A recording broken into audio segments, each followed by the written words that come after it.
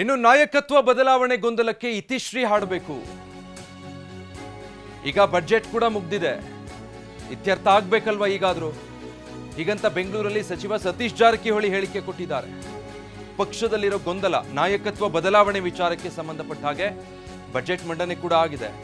ಇನ್ನಾದ್ರೂ ಈ ಗೊಂದಲಗಳನ್ನ ಹೈಕಮಾಂಡ್ ಬಗೆಹರಿಸಬೇಕು ಅಂತ ಹೇಳಿದ್ದಾರೆ.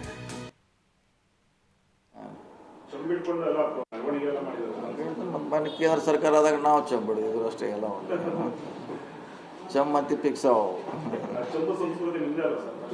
ಅದು ಹಿಡಿದು ಅವ್ರು ನಾವು ಕೇಂದ್ರದಾಗ ನಾವು ಹಿಡಿತೀವಿ, ಕರ್ನಾಟಕ ಏನೋ ಕೊಟ್ಟಿಲ್ಲ ಅದು ನಾವು ಹಿಡಿದಿದ್ವಿ. ಈಗ ಅವ್ರು ನಮ್ಗೆ ಹಿಡಿತಾರೆ. ಹಂಗೆ ವಾದ ಪ್ರತಿವಾದ ಇದ್ದೇ ಇರ್ತದೆ, ಏನು ಮಾಡ್ಲಿಕ್ಕಾಗಲ್ಲ.